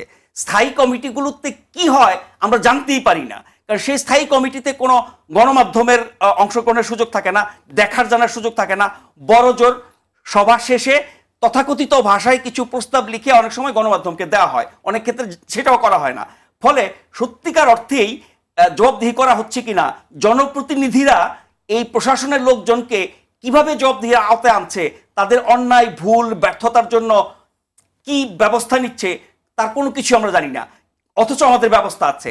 জাতীয় সংসদ যে জবাবদিহিতার জায়গা, তার মূল কাজটা কিন্তু হয় সংসদীয় কমিটিগুলোতে। এবং আমরা দেখি যে আমেরিকার কংগ্রেসে শুনানিতে, হাউস হোক আর সেনেট হোক, শুনানিতে কিভাবে তুলোধনো করা হয় যত বড় ব্যক্তি, কর্মকর্তা, মন্ত্রী, সচিব যাই হোক না কেন, এবং সেগুলো সরাসরি সম্প্রচার করা হয়, জনগণ দেখে। ফলে তারা যাতা খুশি করে পার পায় না। আমাদের সেই ব্যবস্থা নাই, যার কারণে জবাবদিহিতা হয় না। আর যখন জনপ্রতিনিধিরা, আমি সবার কথা বলছি না, জনপ্রতিনিধিরাই যখন এসব কাজে যুক্ত থাকেন, তার বেনিফিশিয়ারি হন, কোনো না কোনোভাবে লাভবান হন, তখন তারা জবাবদিহি করতে তো যাবে না, কারণ তারা নিজেরাই তখন ফেসে যাবে। সেই কারণে এটা হয় না। ফলে বিদেশিরা করলে একরকম হয়, আমরা করলে আরেক রকম হয়। এটার উত্তর খোঁজার জন্য বিশেষজ্ঞ হওয়ার দরকার নাই। আমাদের দোষ, আমাদের সমস্যা। এই যে আমাদের দোষ, আমাদের সমস্যা, আমাদের ব্যর্থতা, আমাদের অন্যায়, আমাদের দুর্নীতি, তার বিরুদ্ধে কঠিন কঠোর ব্যবস্থা নেওয়ার কোনো বিকল্প নাই।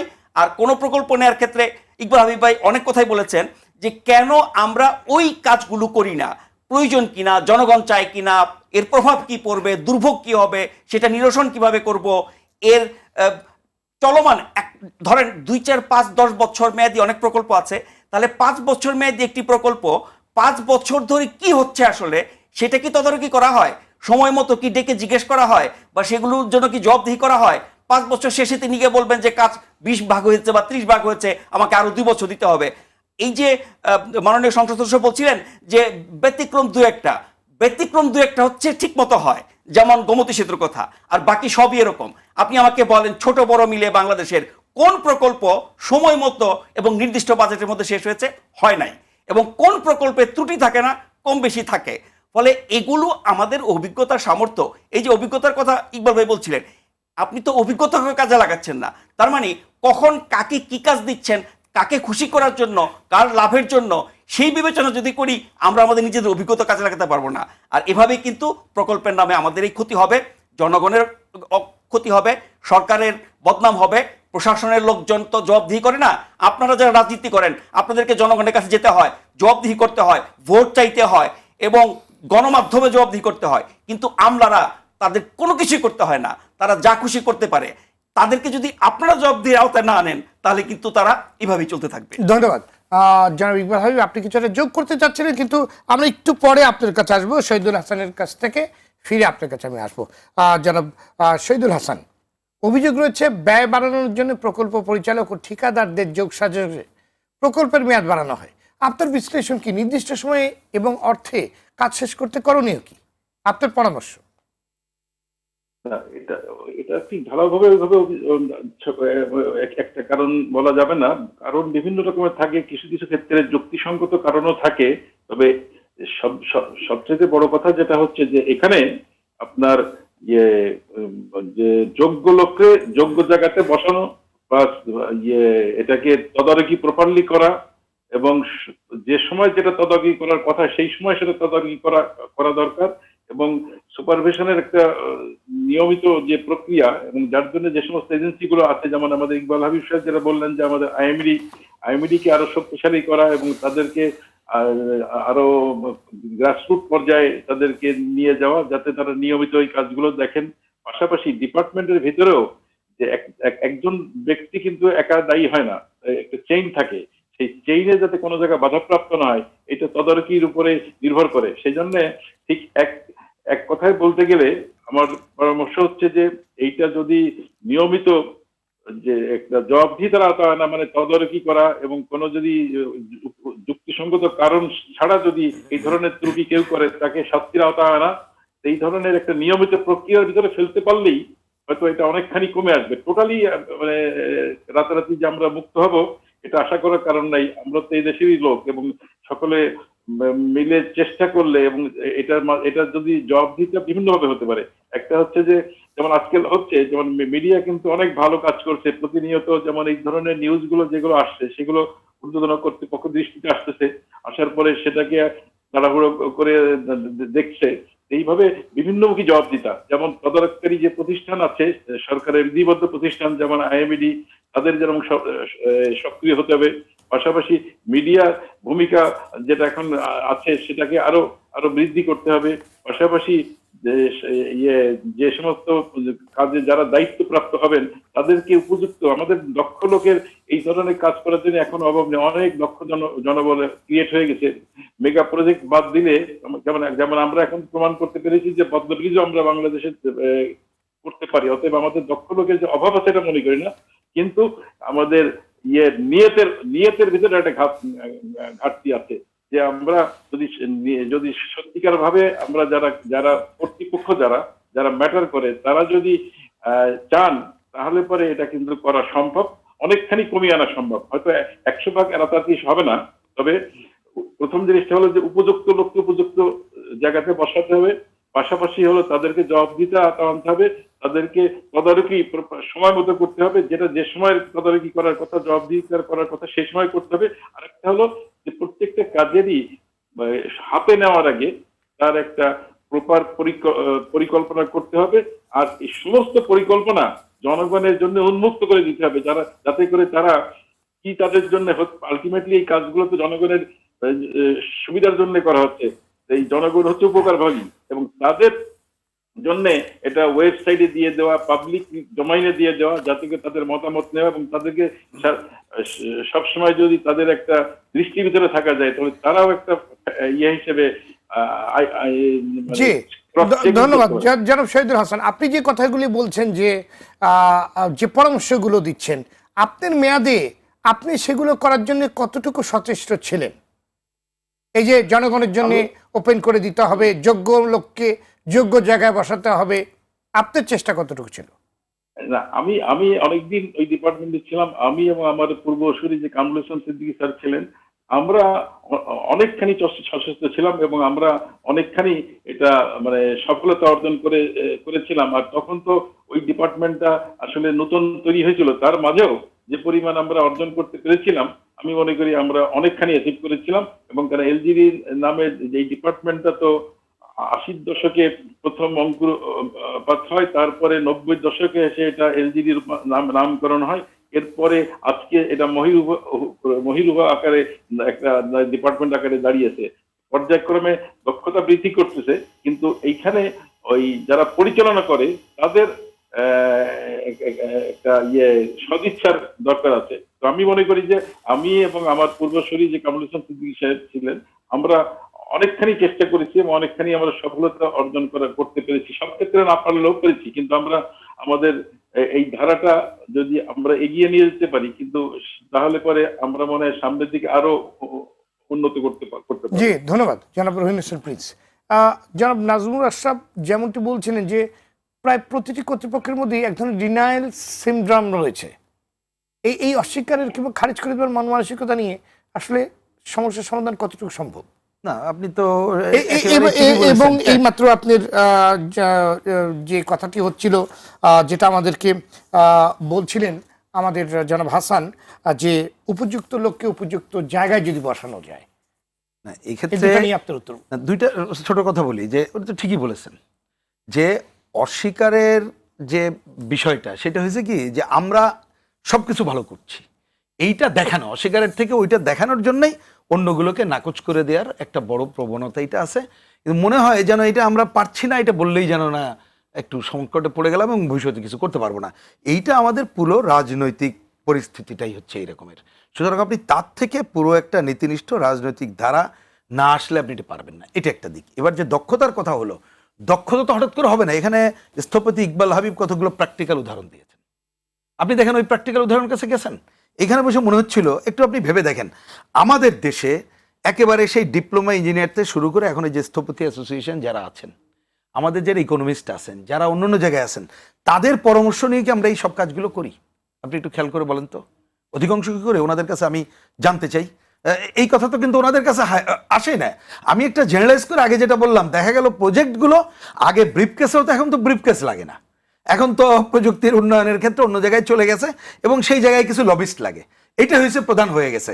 তা আপনি পুরো এই সিস্টেম বহাল রেখে পারবেন না, ন্যূনপক্ষে কিছুটা পারবেন, ওই যে যদি আপনি জনগণের কাছে জনগণের জন্য উন্মুক্ত করেন, স্বচ্ছতা জবাবদিহিতার জায়গায় রাখেন, ওই একটা জায়গায়। আরেকটা এখানে এই যে প্রকৌশলী হাসান সাহেব বলছিলেন, আমি ওনাদের ওই বিষয়টা নিয়ে কোনো মন্তব্য করছি না। আমার কথাটা বলি যে যেমন ধরেন কামরুল ইসলাম সিদ্দিকী থাকা অবস্থায় বাংলাদেশে অনেক কাজ হয়েছে, কিন্তু আমি জানি না যে ওই সময় যত র্যাপিড কাজ করেছে তার মধ্যে কি পরিমাণ দক্ষ জায়গায় করতে পেরেছেন, যে জায়গাগুলো করছেন পরবর্তী রক্ষণাবেক্ষণে কি কাজ করতে পেরেছেন, সেই প্রশ্নগুলো কিন্তু আছে। কিন্তু ওই সময়ও এটা আমরা জানি যে দেখা গেছে যে কতগুলো প্রজেক্ট আসছে, সেই প্রজেক্ট করার ক্ষেত্রেই ব্যস্ত ছিলেন। তা আমার বাস্তবতা অনুযায়ী তো বিবেচনা করে করতে হবে। আপনি দক্ষ লোক তো হঠাৎ করে পাবেন না। যে দক্ষতার কথা খুবই চমৎকারভাবে ইকবাল আহমেদ তুলে ধরে যেটা আনলেন, উনি হয়তো বড় বড় প্রজেক্টের ফ্লাইওভার নিয়ে বলেছেন, আপনি ছোট জায়গাগুলোতে দেখেন ওই জায়গায় কিন্তু নাই। কারণ আমরা বাংলাদেশটা একটা প্রজেক্ট বাংলাদেশের ধারায় যেন যাচ্ছি। এই জায়গাটা খরচের জায়গা, আপনি ছোট একটা উদাহরণ দিই বা এটা জানা জিনিস সবার কাছে, দেখেন জুন মাস, এটা জানা জিনিস আমাদের কি বলে যে ইয়ারটা এমন করেছি, জুন মাসে যদি কোথাও দেখা যায় খরচ হয়নি, যে কোনোভাবে খরচ করার জন্য আমরা ব্যস্ত হয়ে গেলাম। তাহলে এই জায়গায় দেখার কে আছে আপনি বলেন? দেখার তো জায়গা নেই। এইখানে আজকে শুধু ওই যে গোমতী প্রজেক্টের যে কথা বলা হচ্ছে, কিন্তু আপনি ছোটোখাটো প্রজেক্ট থেকে শুরু করে সব জায়গাগুলোতে দেখেন কোথায় আছে। একটা ছোট অন্য কথা বলি, এই যে হানিফ ফ্লাইওভার নিয়ে কথা বললেন, হানিফ ফ্লাইওভারের কতগুলো স্বচ্ছতা আছে আপনি দেখেন। এমনকি টোল আদায় নিয়ে, ওইখানে টোল আদায়ের ক্ষেত্রে গাড়ি যাওয়া নানা বিষয় নিয়ে আমি জানি যে টেলিভিশনেও যখন আপনি এটা নিউজ করতে গেছেন, 2টা নিউজের পরে 3য় নিউজ আর আপনি করতে পারেন নাই। তার মানে পেছনে এমন শক্তি এখানে ছিল বা আছে, আপনি বেশি দূর আগাইতে পারেন না। অর্থাৎ এই যে প্রজেক্টগুলো সবটাই তো প্রজেক্টের ধারা, এই প্রজেক্টের ধারাগুলো এমন করছে ওই যে দুর্বৃত্তায়িত ধারা, যে দুর্বৃত্তায়িত ধারার মধ্যে লুটপাটটাই প্রধান, এবং প্রজেক্ট নিয়ে আসলে সেখান থেকে আমি নানা ধরনের অর্জনটাই করি। নিশ্চয়ই আমাদের প্রশাসনে এবং কন্ট্রাক্টরদের মধ্যে অনেক সৎ মানুষ আছে। কারণ সত্যি কথা বলতে কি, ওই যে সৎ মানুষের ভাত নাই, অনেক আমি মানে কি বলে সচিবালয়ে কাজ করে টিউশনি করে বাড়ি ফিরতে হয়, এমন মানুষকে আমরা জানি। কন্ট্রাক্টরই এখন বাদ দিয়ে অন্য জায়গায় চলে যাচ্ছে, যে এখনকার যে পরিস্থিতি তারা কন্ট্রাক্টরই করা যায় না। অনেকে আছেন যে এটা নিয়ে পরামর্শক দেখে যে ওই পরামর্শক থেকে আমার পরামর্শে কাজ হয় না, এইখানে আমার যাওয়া দরকার নেই, অন্যভাবে জীবনযাপন করছে। কিন্তু তারা এত মাইনরিটি হয়ে গেছে দুর্বৃত্তায়িত ধারার কাছে, সেই জায়গা নাই। তা সেই জায়গায় আমরা মনে করছি অন্ততপক্ষে এই 3টা কাজকে আমরা চোখের সামনে নিয়ে আসি। প্রথমে জনগণের অংশগ্রহণ নিশ্চিত করে আপনি প্রকল্পগুলো নেন, তার বাইরে যাওয়ার প্রশ্ন অবান্তর করে দেন। 2 নম্বর হচ্ছে সব ক্ষেত্রে স্বচ্ছতা নিশ্চিত করতে হবে। জবাবদিহিতা মিন্স হচ্ছে ওইটাই, যে আমি যে কাজটা করলাম এবং পরবর্তীতে আমি কি দায়িত্ব পালন করছি। একজন করে যাবে, আরেকজনের জায়গাটা কোথায় হয়ে যাবে। এই যে ওয়াসা নিয়ে এত কথা হলো, ওয়াসার প্রজেক্টগুলো নিয়ে এত কথা, কিন্তু আপনি কোথায় যাবেন আজকে, কোথায় যাবেন? আবার তো দেখলেন যে সেই জায়গার ফলাফলটা কি দাঁড়ালো, যে একই লোককে আবার দায়িত্বের জায়গাটা দেওয়া হলো। তার মানে উপরের ধারাটা এমন জায়গায় চলে গেছে, দুর্বৃত্তায়িত ধারার অংশ এবং ছড়ায় ছিটে তার কি বলবো যে তথাকথিত উপকারভোগী, হ্যাঁ এখন আমি অন্য শব্দ আর ইউজ করলাম না, আমি একটা ভালো শব্দই ব্যবহার করলাম, এমন জায়গায় চলে গেছে তাদের চাপাচাপিতে শেষ বেলায় এই দুর্বৃত্তায়িত ধারা, দুর্বৃত্তায়ন লোক এটা থাকে। আর দক্ষতার দেখেন অধিকাংশ জায়গায় কিন্তু মূল্যটা থাকে না, যতক্ষণ না পর্যন্ত একটা রাজনৈতিক সদিচ্ছার দ্বারা এখানে চলে আসতে পারবো। মাননীয় প্রধানমন্ত্রী একাধিকবার বলেছেন, এটা বললেন, ইকবাল হাবিব তো বললেন যে উনি তো অনেকবারের কথা বললেন, সর্বশেষ বললেন, কিন্তু উনি একা বলার মধ্য দিয়ে এটা তো কখনো অগ্রগতির জায়গায় আপনি যাওয়া যাবে না। কারণ চারপাশে যে বলয়টা গড়ে উঠেছে, এই বলয়কে কিভাবে আপনি করবেন, যদি এক্ষেত্রে একটা প্রত্যেকটা জায়গায় জনগণকে সামনে নিয়ে আসতে পারি। এবং হ্যাঁ, এটা কারেক্ট, কিছু কিছু জায়গায় যদি বাদ ভাঙা যায়, যেটা এখানে কে যেন একজন বললেন যে অন্ততপক্ষে এমপি সাহেবরা যে কথা বলছেন কেউ একজন বেরোয় এসে বলেন না, এই জায়গায় পারবেন না। এমনকি এখানে নাজমুল সাহেব একটা কথা বলেন স্থায়ী কমিটির কথা, আমি জানি সর্বশেষ উদাহরণ দিই, যে ধরুন পাটকলগুলো বন্ধ করে দিল, ওইটা কি করবে না করবে, নতুন নতুন প্রজেক্টের জায়গায় আসছে, আমার জানা আছে ওইখানে স্থায়ী কমিটি যাদেরকে ডেকেছিলেন, এইখানে ওইখানকার সংস্থা সহ অন্যরা, তারা তাদের কাছে কিন্তু আসে নাই, কারণ তারা এখানে প্রজেক্ট বানানোয় ব্যস্ত। আপনি তাহলে কি করে পারবেন? যারা আসে নাই তাদেরকে দেখা যাবে যে তারা ধরাছোঁয়ার বাইরে থেকে গেল, নতুন নতুন প্রজেক্ট আসবে, সেই প্রজেক্টের মাধ্যমে ওই জায়গার জমি জাতি কি বলে লুটপাটের উৎসবের জন্য নানা ধরনের প্রজেক্ট নিয়ে কেউ আবির্ভূত হবেন। ওই যে আমি ত্রয় বলেছি যে দুর্বৃত্তায়িত যে কন্ট্রাক্টর এবং দুর্বৃত্তায়িত আমলার মাধ্যমে চলে যায়, যে দুর্বৃত্তায়িত রাজনীতিবিদদের কাছে গেলে নতুন প্রজেক্ট নিয়ে কি করব, শেষ বেলা ওইটা করি এবং জনগণের সম্পদ লুটপাট হয়ে গেল। সংসদীয় আমাদের সাথে একটি ফোন অপেক্ষা করছে, দর্শক কে বলছেন, কোথা থেকে বলছেন? জি, আমি শেখ ওয়াহিদুজ্জামান বলছিলাম। জি, আমি Wahiduzzaman. Society for world human rights of বাংলাদেশের চেয়ারম্যান। আমি সম্মানিত অতিথিদের বক্তব্য সব শুনছি। আমি সঞ্চালক মহোদয়ের মাধ্যমে আপনাদের কাছে আমি কয়েকটি বিনীত প্রশ্ন তুলতে চাই। যে একটি কথা বলে আমরা আমাদের দায় এড়াতে চাই যে আমলাতান্ত্রিক জটিলতার কারণে এটি হচ্ছে না। আমলাতান্ত্রিক জটিলতার কথাতে বলে কতকাল আর আমরা এই কথাটি শুনবো? কেন এই আমলাতান্ত্রিক জটিলতা হচ্ছে? আমলারা কি এতই শক্তিশালী জনগণের কাছে কোনো জবাবদিহিতা, তাদের কোনো ব্যবস্থা থাকবে না? আর আজকে যে জনদুর্ভোগ পোহাচ্ছি আমরা মেগা প্রকল্প কাজ করতে গিয়ে, সেখানে জবাবদিহিতার কোনো ব্যবস্থা থাকবে না। আমাদের আদালত আছে, আমাদের প্রশাসন, আমাদের বিচার ব্যবস্থা, আমাদের বুদ্ধিজীবী সমাজ, আমাদের সবাই আছি। কিন্তু একটি মানুষ যখন ক্ষতিগ্রস্ত হচ্ছে, একটা পরিবার যখন ক্ষতিগ্রস্ত হচ্ছে, তার পক্ষে কেউ কথা বলার থাকবে না। এই অবস্থা আর কতকাল চলবে? আরেকটি কথা হচ্ছে, আমরা বলছি দক্ষ লোক, যোগ্য লোক জায়গায় থাকছে না। দক্ষ লোক তো আমাদের আছে, যোগ্য লোক আমাদের আছে, কিন্তু সমস্যা হচ্ছে আমাদের নৈতিকতার চরম অবক্ষয়। আমাদের দেশের অনেক ব্রিলিয়ান্টরা, অনেক ট্যালেন্টরা যারা বিসিএস পাস করেই বড় বড় জায়গায় গিয়ে বসেন, তারা কি দক্ষ যোগ্য নন? তারা কত দক্ষতা যোগ্যতার পরিচয় দিয়ে ওখানে গিয়ে তারা বসেছেন। তারাই যদি দুর্নীতি করেন, তাহলে তাদেরকে ধরার কি আমাদের কোনো রকম কোনো ক্ষমতা বা কৌশল কিছুই নেই আমাদের হাতে। এতটা অসহায় আমরা। এই অসহায়ত্ব নিয়ে এই টক শোতে আপনাদেরকে যে সময় ক্ষেপণ করেন, আমরা আপনাদেরকে বক্তব্যগুলো শুনি, এটা সত্যি আমাদের জন্য খুবই অসহায়, আরো অসহায় করে তোলে আমাদেরকে। আমরা এই জবাব খুঁজতে চাই আপনাদের মাধ্যমে, এবং জবাবদিহিতার জন্য যারা মাননীয় সংসদ সদস্য আছেন, এখানে যারা বিশেষজ্ঞ আছেন, আমরা সবার কাছে বলতে চাই, সবার আগে জনগণ। জনগণ যে দুর্ভোগ পোহাচ্ছে, জনগণ যে ক্ষতির শিকার হচ্ছে, জনগণের কাছ থেকে 16 আনার জায়গা 32 আনা আপনি চেপে ধরে সুদে আসলে পয়সা আদায় করে নিচ্ছেন। আপনি ট্যাক্সের টাকা, খাজনার টাকা সবই নিচ্ছেন, অথচ জনগণ ক্ষতিগ্রস্ত হলে জনগণকে ক্ষতিপূরণ দিবেন না। এটা তো হতেই পারে না। এখানে কেন আমাদের বিচার? তো ধন্যবাদ। এই জনগণের ক্ষতিপূরণ, ইকবাল হাবিব, আপনি কিছু একটা যোগ করতে চাচ্ছিলেন, তখন এই প্রসঙ্গটা নিয়েই যদি বলেন, জনগণের ক্ষতিপূরণ দেওয়ার যে যে ব্যাপারটি, এটা যুক্ত করা যায় কিনা, আর ছোট্ট করে যদি বলেন। আমরা শ্রী বীরেন শিকদার আপনার কাছে আসব এবং আপনার বক্তব্যের মাধ্যমেই আমাদের আজকের আলোচনা শেষ করব। ইকবাল হাবিব, ছোট্ট করে যদি বলেন। আমি একটু পরিষ্কার করে বলি, যেভাবে করে এগুলি রাজনৈতিক মানে মাঠে ময়দানে এই ভাষা আমরা ব্যবহার করতে দেখি, শুনি। আমরা আজকে আলোচনা করছিলাম একটুটা জ্ঞান ভিত্তিক আলোচনা, আমার তো বিশ্বাস ছিল, এবং সেক্ষেত্রে আমি 3টা জিনিস পরিষ্কার করে কারেক্ট করি। এক, বাংলাদেশে শুধু বিদেশিরা প্রভাবিত করলে বা তারা ব্যবস্থাপনায় থাকলেই আমরা সময় মতো কাজ শেষ করি, এটা সত্য না। আমি জাস্ট, আমার এই মুহূর্তে মনে হচ্ছে আমার নিজের জড়িত থাকা 3টা প্রজেক্ট করেছে এলজিডি এবং অন্যান্য সংস্থা। যেমন ধানমন্ডি লেকের উপরে 2টো ব্রিজ সময়ের 3 মাস আগে কাজ শেষ হয়েছে। আমাদের বনানী যে ব্রিজটা হয়েছে 11 নম্বরের শেষ মাথায়, সময়ের 2.5 মাস আগে কাজ শেষ হয়েছে। আমি উদ্বোধন অনুষ্ঠানের সময় মাননীয় প্রধানমন্ত্রী চোখ উল্টে গেছিলেন। কৃষিবিদ ইনস্টিটিউট বলে একটা প্রজেক্ট, ওটা শেষ হয়েছিল সময়ের 2.5 মাস আগে। এই যে সময়ের আগে যে শেষ হওয়ার উদাহরণ নাই, এটা কিন্তু সত্য না। বিদেশিরা আসলেই হয় তারা। আমি সে কারণেই আলোচকরা অনেকে যেটা বলছেন সেটা সত্য।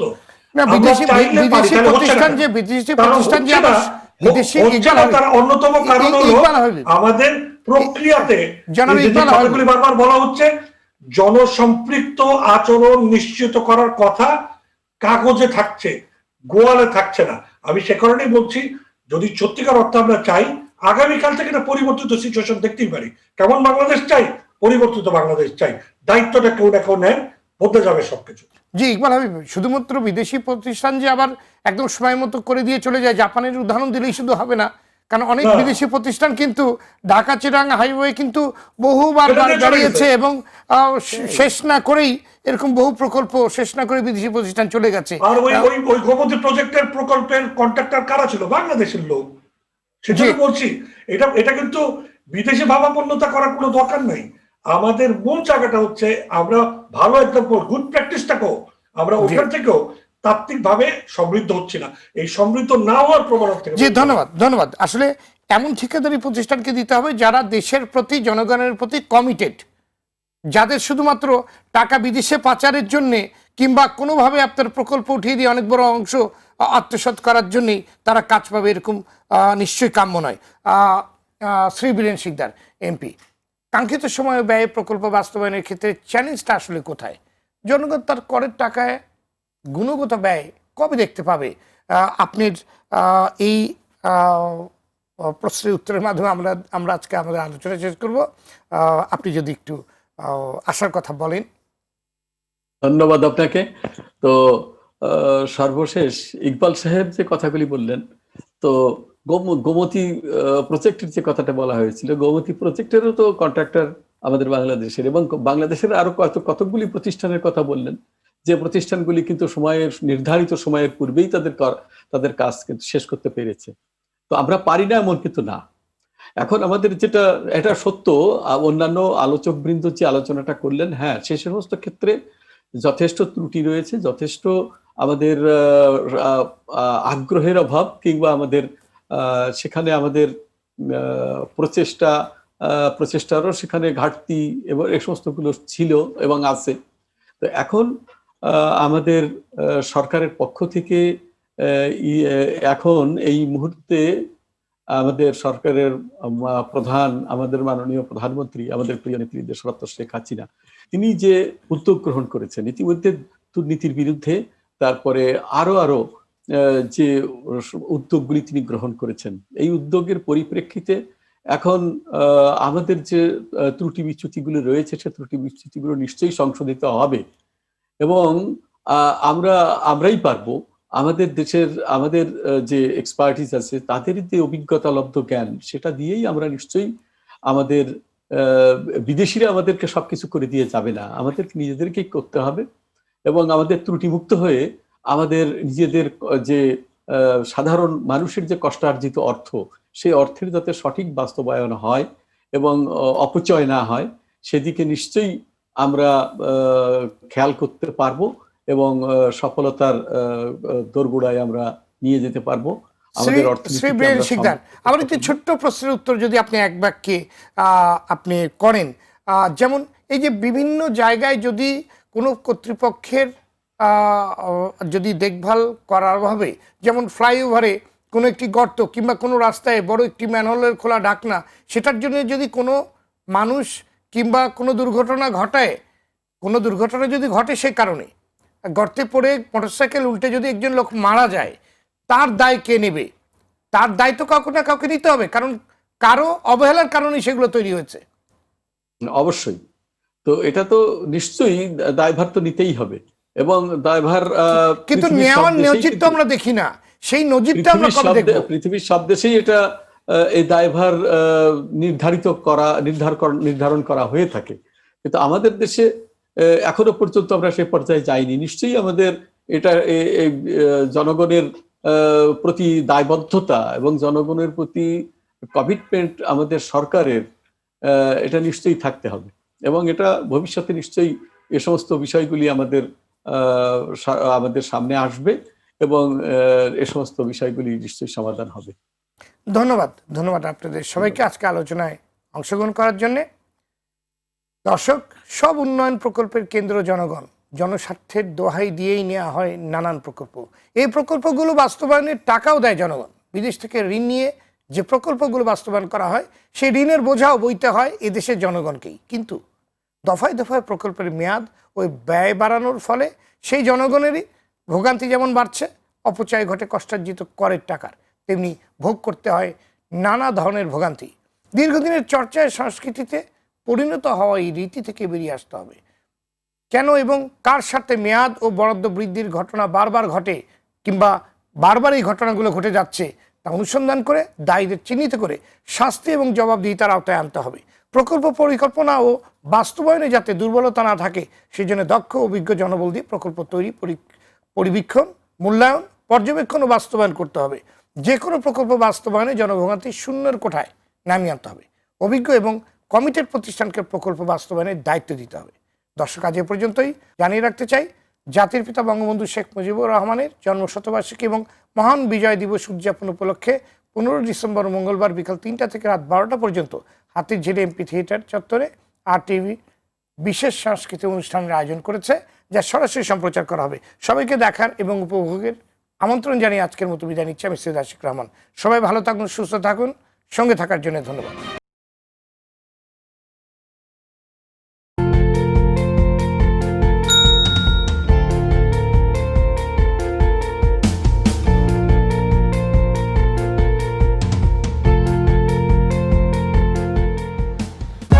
For more updates, subscribe and press the bell icon on YouTube app and never miss another update.